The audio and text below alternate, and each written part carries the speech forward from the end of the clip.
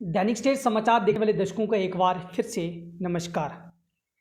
अगर बात करें उधमपुर के दूरदराज क्षेत्र पंचारी, लांदर और बमाग की, जहां पर टूरिस्ट का काफ़ी स्कोप है और टूरिस्ट के को चलते कई तरह के मुद्दे जो जागरूक हो रहे हैं और कई तरह के मुद्दे उठ रहे हैं।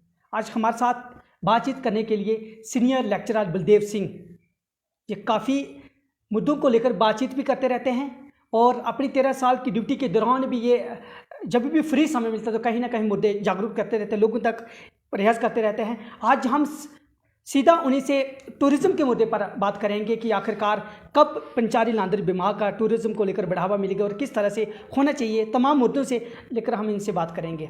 जी, आपका दैनिक स्टेट समाचार पर स्वागत है। धन्यवाद सर। सर, सबसे पहले हमारा काफ़ी पहले भी बातें हुई, लेकिन आज हमारा स्पेशल मुद्दा रहेगा टूरिज़्म को लेकर। किस तरह से पंचारी लांदर विभाग में इसका टूरिज़्म का स्कोप है और कहाँ कहाँ कौन कौन से क्षेत्र में स्कोप है और किस तरह से इसको देखा जाएगा। धन्यवाद सर। देखिए सर, सबसे पहले हम भारत सरकार का और डीसी मैम उधमपुर का बहुत बहुत धन्यवाद करते हैं कि उन्होंने पंचारी को टूरिज़्म एरिया घोषित करने के लिए बहुत कोशिश कर रहे हैं, प्रयास कर रहे हैं। और दूसरी बात, हम ये बताना चाहते हैं भारत सरकार को कि हमारा एरिया लांदर पंचारी विभाग यहाँ पर प्रकृति की अपार कृपा है। प्रकृति ने यहाँ पे अपार सौंदर्य दिया हुआ है, लेकिन भारत सरकार की या किसी सरकार की नज़र नहीं पड़ी है, जिसकी वजह से हम पिछड़े हुए हैं। आज हम भारत सरकार से ये कहना चाहते हैं कि अगर आप इस हमारे एरिए में अगर आप 10,000 करोड़ रुपया लगाते हैं टूरिज़्म इंडस्ट्री पे, तो आपकी सालाना इनकम 20,000 करोड़ रुपया हो सकती है। और जब हमारे लांदर पंचारी विभाग के सारे जो बेरोज़गार हैं उन सबको रोज़गार मिल सकता है, अगर एक जो हमने सोची हुई है एक बड़े इस प्रोजेक्ट पे अगर सरकार काम करती है तो। सर, कौन सा ऐसा प्रोजेक्ट हो सकता है और इतना बड़ा, कौन से क्षेत्र में इतना कामयाब हो गया, कौन सा ऐसा प्रोजेक्ट हो जिससे बिल्कुल बेरोजगार भी दूर हो सके और इस क्षेत्र का विकास हो किस स्पेशल।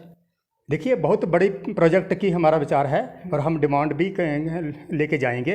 ये जो रैसी के साथ में सलाल पावर प्रोजेक्ट है, वहाँ से लेके सावलाकोट पावर प्रोजेक्ट तक ये सारा एरिया टूरिज़्म के अंडर आना चाहिए। और इसमें 1-2 नहीं है बल्कि 10-12 पिकनिक स्पॉट हैं। पहला पिकनिक स्पॉट वहीं पे है जहाँ लाखों लोग आज भी आते हैं साल के, सलाल पावर प्रोजेक्ट है।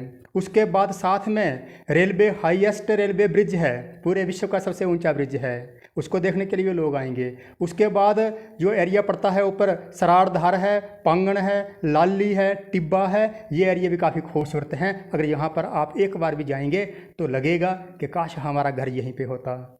उसके साथ ही आगे पतंगल है, कांडरू है, गोरी मिट्टी, जंगल गली, ये एरिए इतने खूबसूरत हैं कि यहाँ पे अद्भुत प्रकृति ने अद्भुत सौंदर्य दिया हुआ है, यहाँ का आकर्षण अद्भुत है। और उसके साथ ही जरसर कोट और ऊपर सरौली धार है। वहाँ पर जब भी कोई जाएगा ना तो सबसे पहले तो उसे लगेगा कि मैं कहाँ पे आ चुका हूँ, धरती के किस पार्ट में आ चुका हूँ। वहाँ से नीचे जब हम देखेंगे उधमपुर, रैसी या कटरा का एरिया ऐसे नीचे लगता है कि नीचे को देखना पड़ता है और अपनी आप ऐसे लगती है कि हम आकाश से धरती को देख रहे हैं, मानो ऐसा प्रतीत होता है। उसके बाद हमारा मीर का शांकरी देव स्थान है, पंचारी का देवदार जंगल है, फिर सोमन का टेरीकोट जंगल भी है। और हम ये चाहते हैं कि यहाँ पे रोड, बिजली, पानी सलाल पावर प्रोजेक्ट से स्टार्ट होना चाहिए और ऐसे ऐसे शांकरी पहुँचे। उसके बाद सीधा लद्दाधार से शंखपाल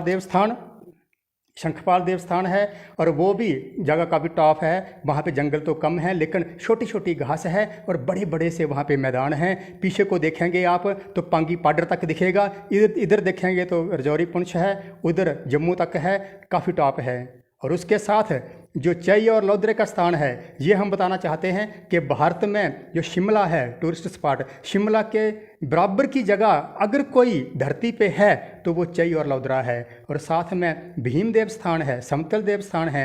भीमदेव स्थान वही है जहाँ पे 5 पांडवों की मूर्तियाँ बनी हुई हैं। द्वापर युग में जब कौरवों ने वनवास दिया था, 1 साल का अज्ञातवास था पांडवों को, तो पांडव 5 भाई, ज़्यादातर वो 1 साल बधोता के टॉप में रहे थे, सदोता में रहे थे। ये पिकनिक, और वहाँ से सीधा फिर नीचे सावलाकोट पावर प्रोजेक्ट आएगा जो भारत की सबसे बड़ी परियोजना है। वहाँ पे बोटिंग होगी, किश्तियाँ होंगी, टरबाइनें भी घूमेंगी। सर आपने कुछ देवस्थानों के नाम लिए, इसमें कितना बड़ा महत्व और क्या टूरिज्म के साथ किस तरह से देवस्थानों का महत्व जुड़ता है सर? देखिए सर, एक भी देवस्थान टूरिज्म को बढ़ावा दे सकता है, क्योंकि देवी देवताओं ने वही भूमि चुनी हुई होती है निवास के लिए कि जो भूमि सबसे अच्छी है। हम ये जो हमारी लाइन है, जो हम मैप दे रहे हैं, इसमें सबसे पहला जो देवस्थान आता है, एक से बढ़ के एक देवस्थान है इस लाइन में। पहला देवस्थान जो लमसोरा और बक्कल का है, ढोल देवता स्थान है। फिर हमारा डंगाकोट और सुजनधार का है नाग देवस्थान। फिर टोटका और साड़ी सरोड का पांगण देवस्थान। फिर लाली का बड़सर देवस्थान। फिर इधर यहाँ दमनोत का छोटा शंखपाल देवस्थान। उसके बाद मोंगरी और दुब्बी गली का कांडरू देवस्थान। लड्डा और करसोत का गौरी माता देवस्थान। फिर जंगल गली जरसरकोट और पंजर का महाकाली माता देवस्थान। फिर कुलटैड़ का और मीर का शांकरी देवस्थान। कितने देवस्थान हैं। और पंचारी का और सुमन का नैलन देवस्थान। और लद्देधार का सपौर देवस्थान।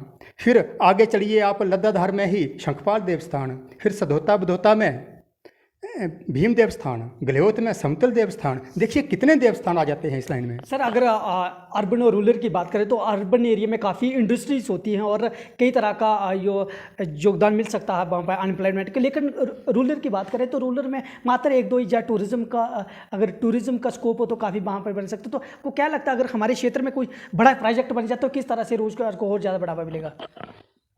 देखिए सर कि शहर में तो 1000 किस्म की इंडस्ट्री हैं, 1000 किस्म के वहाँ पे फैक्ट्रीज़ हैं। हमारी अगर चीनी कहाँ पे बनती है शहर में, ये कपड़े हमने पहनने हैं ये कहाँ पे बनते हैं, जूते कहाँ पे बनते हैं, ये पेन कहाँ पे बनता है, ये माइक कहाँ पे बनती है, ये गाड़ियाँ कहाँ पे बनती हैं, सारे के सारे इंडस्ट्री शहर में ही होती हैं और वहीं पर होनी चाहिए। ये गाँव में संभव ही नहीं है। गाँव में एक ही इंडस्ट्री संभव है, वो है टूरिज़्म।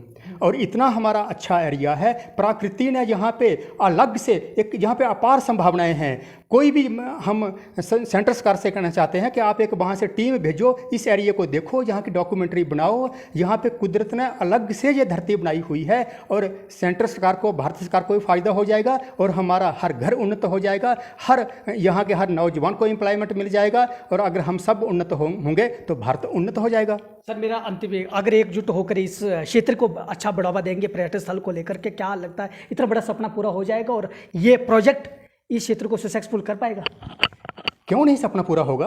अगर आज से 100 वर्ष पहले हिमाचल इतना डेवलप हो चुका था, जितने में आज बात कर रहा हूँ, जितने की अगर 100 वर्ष पहले हमारी लगती जुड़ती हमारे साथ स्टेट है, एडजॉइनिंग स्टेट है, वो अगर 100 वर्ष पहले ही इतनी एडवांस हो गई थी तो हम क्या 100 साल के बाद भी इतने नहीं हो सकते हैं? इससे पहले क्षेत्र को बढ़ावा देने के लिए किस तरह से मैसेज रहता है पूरे इलाके के लिए? नहीं, सब लोगों ने अपने अपने लेवल पर प्रयास किए हैं। आज देखो पंचायती टूरिज्म सेक्टर में जा रहा है, बहुत अच्छी बात है। लेकिन हम बड़े प्रोजेक्ट पे सोचें ताकि सबको एम्प्लॉयमेंट मिल सके और ये पूरा हमारा जितना भी एरिया है सारा उसमें आ सके, सब कुछ समाये। भारत सरकार का भी लाभ है, हम लोगों का भी लाभ है। हम तो कहते हैं कि पूरे जम्मू कश्मीर के अनएम्प्लॉयड यहाँ पे ओजर्व हो सकते हैं, इतना बड़ा यहाँ पे स्कोप है, लेकिन निगलेक्ट है जिसकी वजह से कुछ नहीं बन पाया है। धन्यवाद सर। तो ये थे सीनियर लेक्चरर बलदेव सिंह। इनका 13 साल अपनी ड्यूटी के दौरान काफ़ी क्षेत्र का अनुभव रहा और एक गेस्टेड पोस्ट के होने के नाते भी इन्होंने क्षेत्र का दौरा किया और देखा कि कितना बड़ा यहाँ पर योगदान मिल सकता है टूरिज़्म को लेकर। टूरिज़्म का काफ़ी अच्छे जहाँ पर स्थान है। इन्होंने देवस्थानों की बात की तो काफ़ी ऊँची ऊँची पहाड़ियों पर इस तरह की खूबसूरत जगह है जैसे पत्नीटॉप और मिनी कश्मीर की जगह से ये भी कम नहीं है, काफ़ी अच्छे क्षेत्र है। लेकिन जहाँ पर थोड़ी सी अधिकारियों का दौरा कम रहता हो, जिससे ये आज भी क्षेत्र काफ़ी पिछड़ा हुआ है। लेकिन जहाँ पर एक बार टूरिज्म आए इस क्षेत्रों में देखें कि किस तरह से इसको और भी बढ़ावा मिल सकता है। जिस तरह से सीनियर लेक्चरर बलदेव सिंह एक अपनी एजुकेशन डिपार्टमेंट के होते हुए चंद मिनट अगर क्षेत्र को बढ़ावा देने के लिए, टूरिज्म को बढ़ावा देने के लिए लगाते हैं तो एकजुट कर अगर सभी लोग लगाएं तो आखिरकार इस क्षेत्र का बहुत बड़ा नाम हो सकता है और जो अनएम्प्लॉयमेंट है वो भी दूर हो सकती है। मुझे दीजिए इजाज़त। मैं हूँ नरेश ठाकुर, दैनिक स्टेट समाचार उधमपुर।